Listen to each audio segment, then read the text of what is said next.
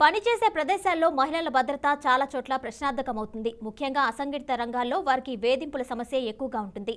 తాజాగా వికారాబాద్ జిల్లా తాండూరు పట్టణంలో ఓ ఆర్ఎంపీ డాక్టర్ తన ఆసుపత్రిలో పనిచేసే నర్సును లైంగికంగా వేధించారు. నర్సుతో శృంగారం చేస్తున్న దృశ్యాలను రికార్డ్ చేసి ఇంటర్నెట్లో అప్లోడ్ చేశాడని సమాచారం.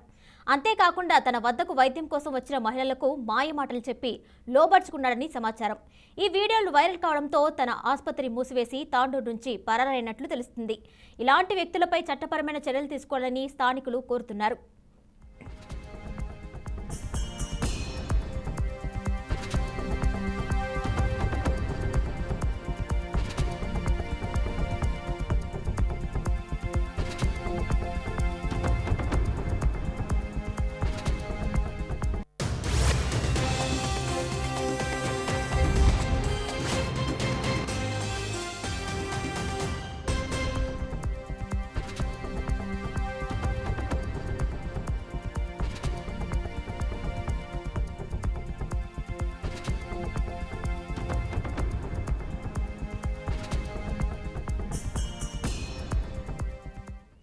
పనిచేసే ప్రదేశాల్లో మహిళల భద్రత చాలా చోట్ల ప్రశ్నార్థకమవుతుంది. ముఖ్యంగా అసంఘటిత రంగాల్లో వారికి వేధింపులు సమస్య ఎక్కువగా ఉంటుంది. తాజాగా వికారాబాద్ జిల్లా తాండూరు పట్టణంలో ఓ ఆర్ఎంపీ డాక్టర్ తన హాస్పిటల్లో పనిచేసే నర్సును లైంగికంగా వేధించాడు. నర్సుతో శృంగారం చేస్తున్న దృశ్యాలను రికార్డ్ చేసి ఇంటర్నెట్లో అప్లోడ్ చేశాడని సమాచారం.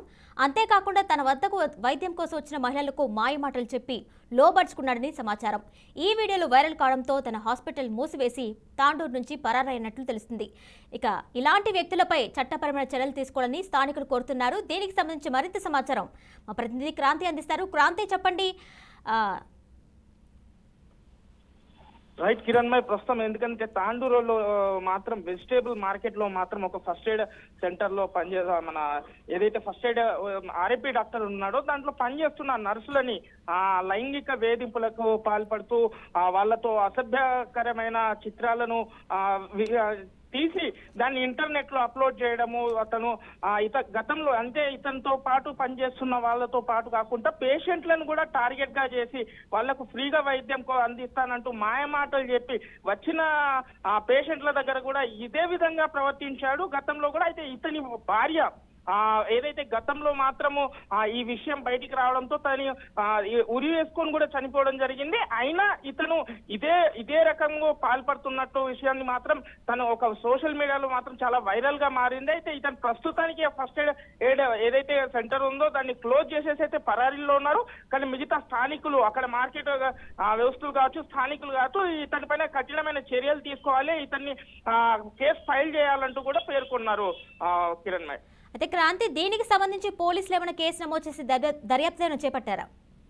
రైట్, ప్రస్తుతానికి అతని పైన ఎలాంటి కేసు నమోదు కాలేదు కాబట్టి ఎఫ్ఐఆర్ అయితే ఫైల్ అవ్వలేదు. బట్ అంటే ఈ స్థానికులు ఇప్పుడు ఇతని పైన చర్యలు తీసుకోవాలి అని అంటున్నారు. ఎందుకంటే పోలీసుల దృష్టిలో కూడా వాళ్ళు కంప్లైంట్ రావడంతో లేదంటే సోషల్ మీడియాలో ఇలా అయిన తర్వాతనే వాళ్ళు నిర్ణయం తీసుకుంటారు. ప్రస్తుతం ఇప్పటి వరకైతే తీసుకోలేదు, ఎందుకంటే ఎఫ్ఐఆర్ అయితే ఫైల్ చేయలేదు.